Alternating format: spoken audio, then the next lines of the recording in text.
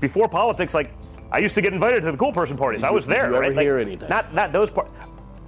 So not me directly, but it's my ex-wife actually she was a model in New York, and like she was really good friends with Kim Porter, who was Diddy's wife, the one who died at 47 from pneumonia, and it was like, that's what they when said. that happened, she called me, and this was a couple years ago now, maybe not even, a couple years ago, and she called me like, something's up with that. I go, what do you mean? She's like, oh, dude, Kim used to tell me like. It was a bad, like there's a lot of weird shit that I didn't even know that like, but they were like, you know, they'd do photo shoots together or whatever. They were sort of friendly. Like they'd hang out. Like we'd see them out downtown and like I'd hang out with her. Not so much with Diddy. I think it was already sort of over there, but like she was really. Diddy has a lengthy history of being accused of having deranged fancies and committing notorious freak-offs. However, it feels like a movie to watch his unrelenting denials despite the victim's numerous lawsuits and payouts. Many of Diddy's purported victims have experienced bizarre mishaps while attempting to hide his identity.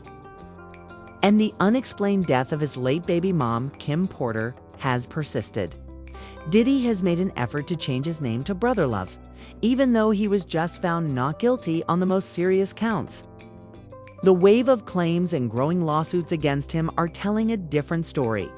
Diddy's victims wanted to spend time with him because they liked him, which is why he was exonerated of the most serious federal accusations.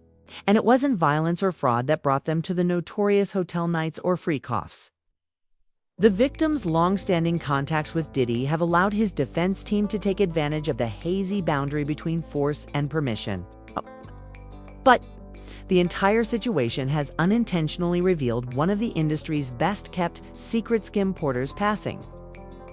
In November 2023, Cassie Ventura filed a lawsuit against Diddy in a federal court in New York, launching a barrage of charges with detailed allegations of physical Ventura in throwing her to the ground. As Ventura lies on the ground, Combs then kicks her twice and attempts to drag her on the floor back to the hotel room. Ventura is seen picking up a hotel phone. Combs seems to walk back to the hotel room, then returns and appears to shove her in a corner. Moments later, he can then be seen throwing an object in her. Additionally, Cassie said that Diddy had made her have sex with male escorts in front of him. Also testified how Diddy had an inflatable pool in his hotel room where he filled it up with baby oil for freak-offs. Yo, my man, all this is coming from the drugs. You put an inflatable pool in a hotel, you take baby oil and you fill it up, and you watch your girl get smashed out by a male escort that you didn't pay to come in to have sex with her, so you could get his semen and rub it on your body and watch. Diddy was charged with documenting these sexual assaults, extorting money, and making his victims. Dozens more lawsuits accusing Diddy of sexual assault and domestic abuse surfaced after Cassie's outspoken complaint. This supports the claim, made by Kim Porter's ex-boyfriend and baby daddy, Alb Shore, that Kim could have been hushed before disclosing the shocking details of Diddy's antics. Kim passed away in 2018, and the coroner's report listed pneumonia as the cause of death. Al, however, raises the possibility that the coroner's natural death submission contains further information. Diddy is the target of several lawsuits and charges, which are stoked by his infamous freak-offs with both men and women and his purported twisted fetishes. This could have finally validated the widespread suspicion that Diddy may have given Kim Porter HIV as a result of his well-documented sexual activities. Diddy has been accused by Cassie Ventura of abusing and manipulating her in horrifying ways. She said that he was coercing her into using harmful substances like ecstasy and ketamine against her will. Cassie claimed that she was so terrified of Diddy that she never went to the police because she thought it would simply give him more chances to hurt people. She lived in constant terror during their relationship because she was afraid of losing her friends, family, work, or even her life, following Cassie's audacious lawsuit. Several more people have come forward with identical accounts of Diddy drugging, raping, and recording them. A former Syracuse University student who wishes to remain anonymous has sued Diddy for allegedly taking her to a recording studio. She described the terrifying event, stating that she was rendered incapable of standing or walking on her own following the claimed attack. She was shocked to learn that a male acquaintance had shared a picture of her with a group of males a few days after the attack. Another unnamed complainant filed a complaint against Diddy the same week, revealing a horrifying story of sexual assault. According to this lady, in the early 1990s, Diddy and singer-songwriter Aaron Hall alternately sexually assaulted her and a companion. She went on to say that a few days later, Diddy assaulted her once more at a house where she was living, being violent and strangling her until she passed out. Another lady who was a kid at the time of her attack has come forward anonymously to sue Diddy in a troubling trend of accusations. She alleges that Diddy, former Bad Boy CEO Harv Peer, and an unnamed male gang raped her at Diddy's studio in New York City. This complainant claims that she met Peer in Detroit, who told her that Diddy was interested in seeing her. After arriving in Teterboro in a private plane, she was taken to Manhattan, where it is believed that the three men gave her copious amounts of booze and narcotics. She was airlifted back to Detroit following the incident, which happened in a restroom when she passed out and back. Women are not the only ones who have accused Diddy. A number of males have reportedly reported being sexually abused. Diddy is accused of assaulting two guys at different white parties in the Hamptons. According to the first man, Diddy reportedly ordered him to take down his trousers and started touching him when he was just 16 years old in 1998, before beating him in a vehicle in 2006. Another guy, a security officer, said that Diddy had tampered with his beverages. Furthermore, a man who went to one of Diddy's events in New York in 2021 claimed to have been drugged, woken up paralyzed, and saw Diddy above him while being surrounded by other men. Capricorn Clark, a crucial witness in Diddy's trial and his former aide, adds to the mystery surrounding these claims. When she disclosed that she frequently reserved hotels for Diddy's trips, she sparked a social media frenzy. According to Clark's testimony, she booked hotel rooms for Kim, Porter, and Cassie every week and furnished Kim's room with supplies usually used for these kinds of gatherings. After cleaning the rooms, she reported finding disturbing traces like oil and handprints.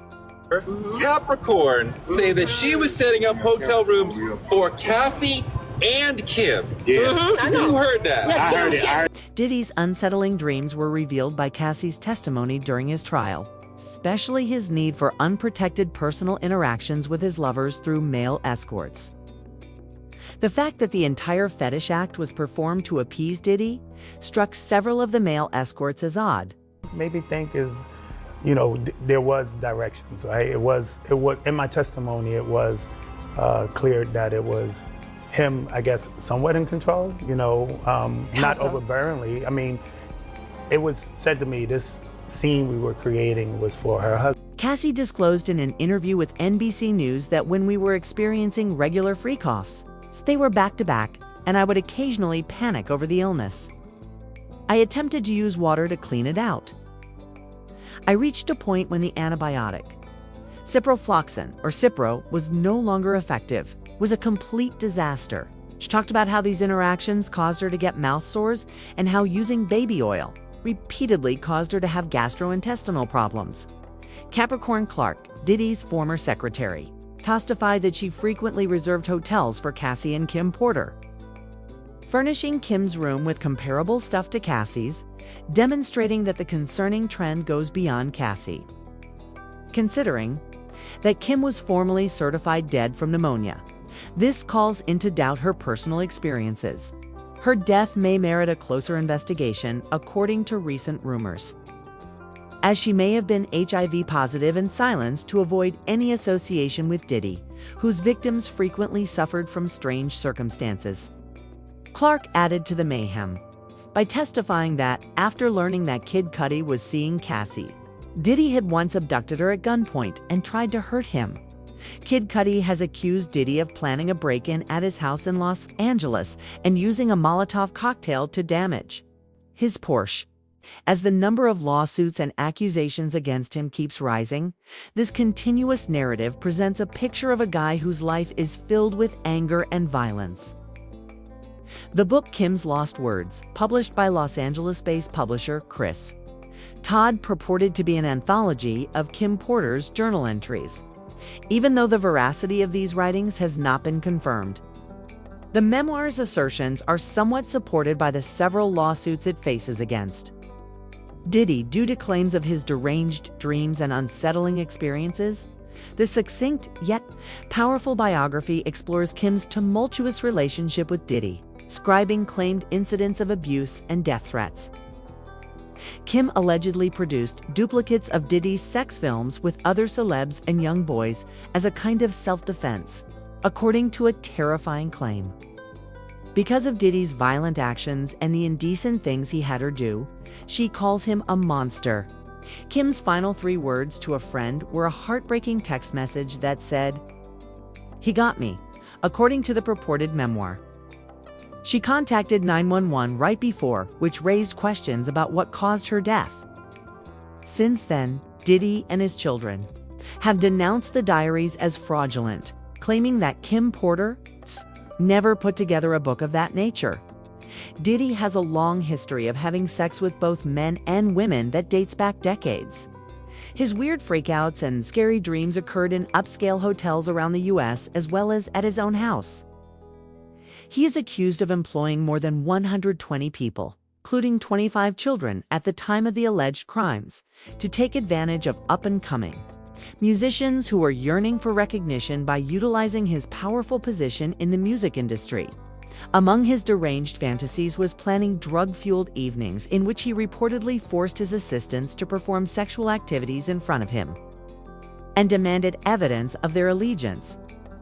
Many victims have suffered from sexually transmitted diseases and psychological damage as a result of his preoccupation with asking male escorts to have unprotected sex with his lovers and other people while recording the experiences, following Cassie Ventura's courageous choice to ignore his threats and file a lawsuit, which was resolved in only 24 hours. Other victims have decided to come forward, making it appear as though Diddy will face a lifetime of legal fights.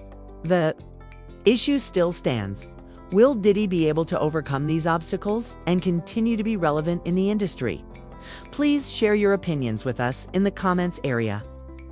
I appreciate you watching.